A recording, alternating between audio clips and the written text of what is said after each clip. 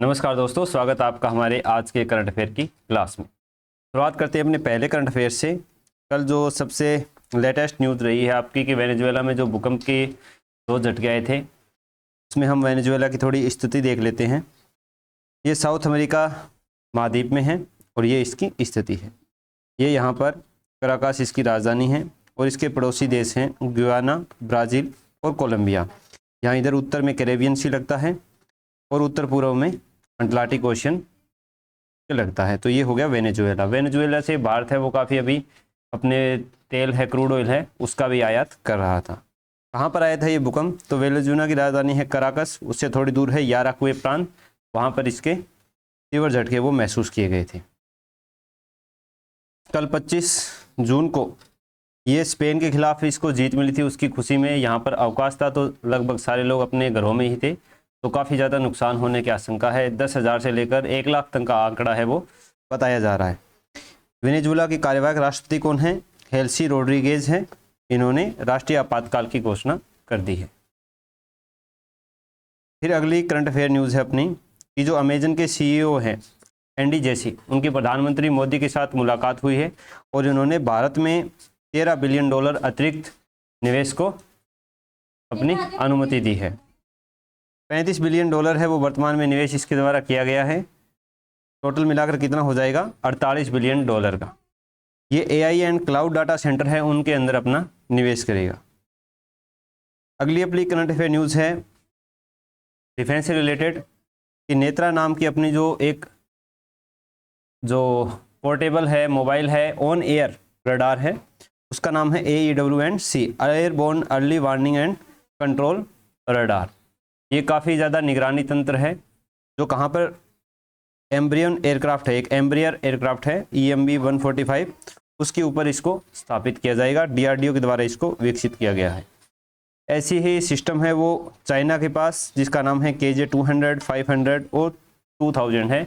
ये इसकी रेंज दर्शाता है। अगला आया है अपना एडिटोरियल कि पेंटागन की अपनी प्रमुख कमांड से इंडो हटाने के मायने क्या हैं।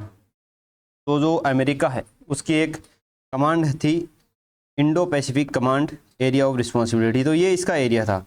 ये यहाँ से अमेरिका के पश्चिमी तट से लेकर के और यहाँ तक भारत के पश्चिमी तट तक, ये जितना आप समुद्री एरिया देख रहे हो, यहाँ पर अमेरिका है वो अपनी एक कमांड बनाया हुआ था, जिसमें अपनी काफ़ी ज़्यादा सैन्य युद्ध पोत वगैरह है वो रखता था, ताकि यहाँ पर समुद्र के अंदर आवाजाही है वो बिना किसी बाधा के सुनिश्चित किया जा सके।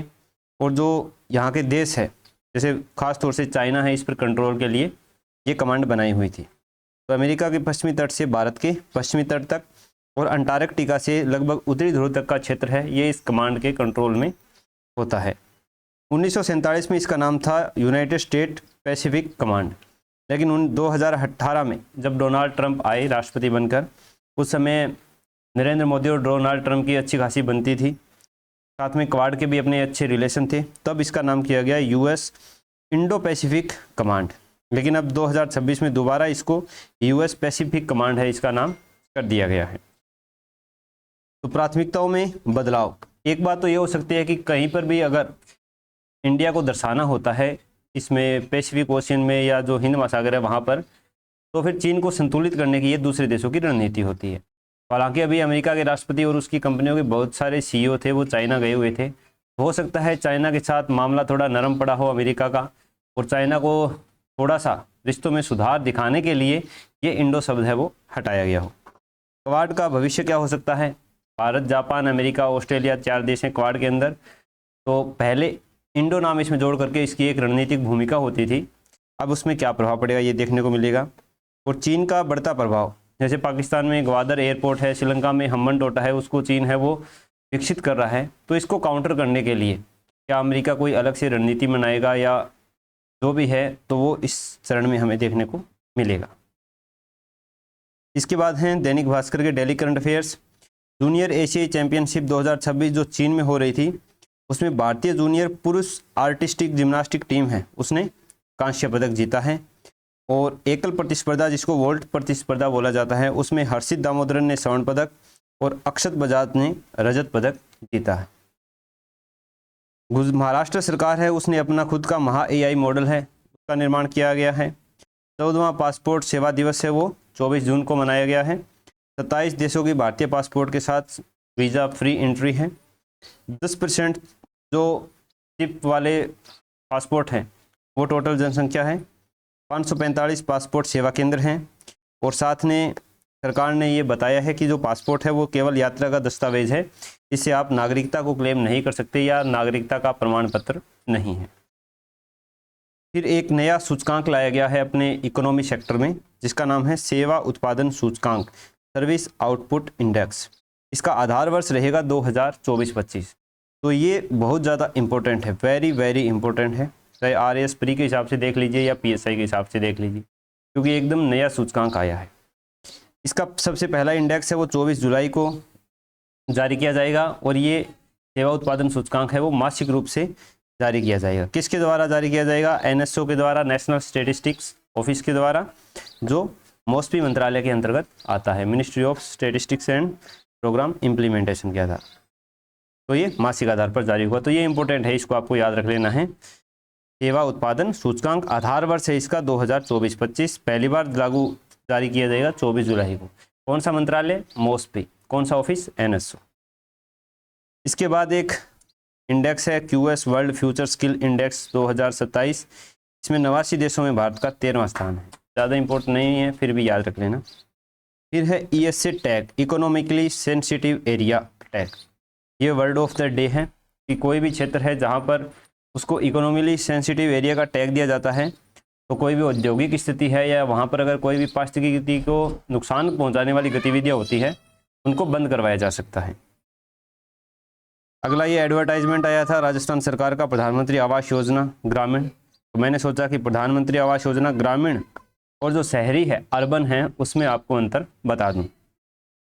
तो केंद्रीय ग्रामीण विकास मंत्रालय द्वारा जारी की जाती है PMAYG, और केंद्रीय आवासन एवं शहरी कार्य मंत्रालय है उसके द्वारा प्रधानमंत्री आवास योजना शहरी है उसको लागू किया जाता है। इसमें अगर मैदानी भूमि है तो वहाँ पर 1.20 लाख रुपए दिए जाएंगे, और अगर पहाड़ी भूमि है तो वहाँ पर 1.30 लाख रुपए दिए जाएंगे ग्रामीण क्षेत्र में, जबकि शहरी क्षेत्र में ये 1.50 लाख रुपए है वो दिए जाएंगे। ग्रामीण क्षेत्र में आपको 25 स्क्वायर मीटर है वहाँ पर घर बनाना जरूरी है, और शहरी क्षेत्र में 30 मीटर स्क्वायर में घर बनाना जरूरी है।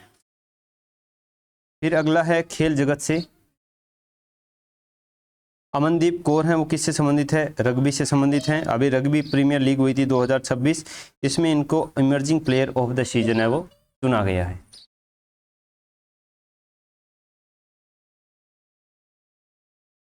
India ship building ambition can set sail with Korea. ये भारत और दक्षिणी कोरिया के बीच में जो जहाज निर्माण के लिए रणनीतिक साझेदारी है उसके बारे में बताया गया है। दक्षिण कोरिया के प्रेसिडेंट कौन है? ली जे म्यूंग है, ये आपको याद रखना है। इसके बाद में अगले न्यूज है द हिंदू से, रीविजिटिंग इंडियाज अल्ट्रासाउंड लॉज।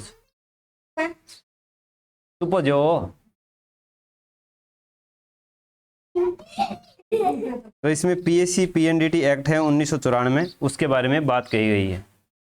इधर से जा।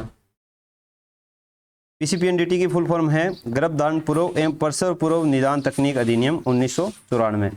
इसके नियम है काफ़ी, जिसमें कि जो अल्ट्रासाउंड मशीन है वो एक दो जगह उसके लिए फिक्स की जाती है, उससे कहीं पर ट्रांसफ़र नहीं हो सकती, पूरा डाटा रखना पड़ता है। तो इसके चक्कर में जो छोटी आजकल चल रही है पोर्टेबल अल्ट्रासाउंड मशीन है, से कैंसर वगैरह कोशिकाओं का पता चल सकता है, उन पर भी ये नियंत्रण करती है। तो उसके लिए इसमें रिवीजन के लिए बताया गया है।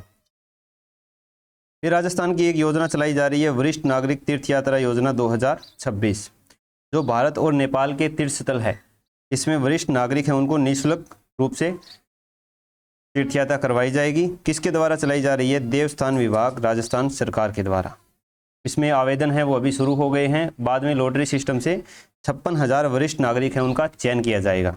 इन 56 में से 50,000 तो घूमेंगे भारत के लगभग 13 से 14 तीर्थ स्थल है वहाँ पर, और 6,000 लोगों को पशुपतिनाथ मंदिर जो काठमांडू नेपाल में है वहाँ पर हवाई यात्रा के द्वारा निःशुल्क यात्रा करवाई जाएगी। उम्र सीमा है इसके अंदर 1 अप्रैल 2026 को 60 वर्ष या उससे अधिक और अगर 70 वर्ष से ज़्यादा है तो उसके साथ एक सहायक है, वो भी जा सकता है। उसका भी पूरा किराया और रहने की व्यवस्था है वो सरकार के द्वारा वहन की जाएगी। 23 जून को अंतर्राष्ट्रीय ओलंपिक दिवस है, वो मनाया जाता है। इंटरनेशनल ओलंपिक कमेटी है, उसकी स्थापना 23 जून 1894 को हुई थी। 2026 की थीम थी you can do this let's move, और इस कमेटी का मुख्यालय है लोजेन, स्विट्जरलैंड में। अब देख लेते हैं हमारी सुजस ई प्रश्नोत्तरी। संयुक्त राष्ट्र संघ द्वारा 21 जून को अंतर्राष्ट्रीय योग दिवस के रूप में घोषित कराने की पहल प्रधानमंत्री नरेंद्र मोदी ने संयुक्त राष्ट्र महासभा में किस वर्ष की थी? वर्ष 2014 के अंदर। ये हम पहले देख चुके हैं। औपनिवेशिक सोच से मुक्त कर भारतीय मूल्यों से जोड़ने के तहत राजभवन को नया नाम क्या दिया गया है? कर्तव्य भवन। सिरोही के आबूराज में कौन सी झील स्थित है? नक्की झील है। हाल ही में 21 जून 2026 को केंद्रीय रेल मंत्री अश्विनी वैष्णव और मुख्यमंत्री भजनलाल शर्मा ने राजस्थान में किस स्टेशन से जयपुर दरभंगा अमृत भारत एक्सप्रेस का शुभारंभ किया था? गांधीनगर रेलवे स्टेशन है ये। पंचगौरव योजना में एक जिला एक उपज के तहत उदयपुर जिले की उपज कौन सी है? सीताफल। तो ये हो गई हमारी सुजस ई प्रश्नोत्तरी। अब कुछ लोगों के सवाल थे कि सर जो PYQ है वो रिलेटेड हो अगर किसी करंट अफेयर से, तो वो भी देख लेना। तो कुछ PYQ मैंने नेट पे सर्च करके निकाले हैं। नक्की झील राजस्थान के किस जिले में स्थित है? सिरोही। राजस्थान की वह कौन सी झील है जिसके बारे में यह मान्यता है कि इसे देवताओं ने अपने नाखूनों से खोदा था? तो ये भी है नक्की झील। इसके बाद है राजस्थान की सबसे ऊंची झील जहाँ सर्दियों में अक्सर पानी जम जाता है, तो उसका उत्तर भी क्या होगा? नक्की झील होगा। राजस्थान के किस भाग में मक्के का उत्पादन मुख्य रूप से होता है? इसका है दक्षिण और दक्षिणी पूर्वी भाग, जो उदयपुर वाला क्षेत्र है इसी के अंदर। माही कंचन और माही धवल किस फसल की उन्नत किस्में हैं?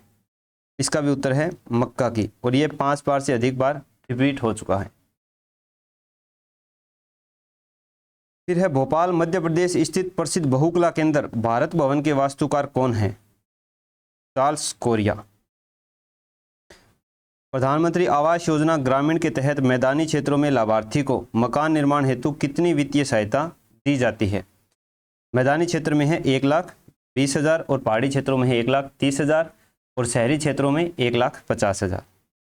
राजस्थान के किस शहर को पूर्व का वेनिस और झीलों की नगरी कहा जाता है? तो वो है उदयपुर। तो ये थे हमारे आज के करंट अफेयर्स। तो अपने जो अमूल्य सुझाव हैं वो हमें कमेंट बॉक्स में ज़रूर बता देना। ये PDF टेलीग्राम चैनल पर मिल जाएगी, जिसका लिंक मैंने नीचे डिस्क्रिप्शन में दे रखा है। मिलते हैं कल नई करंट अफेयर्स वीडियो के साथ।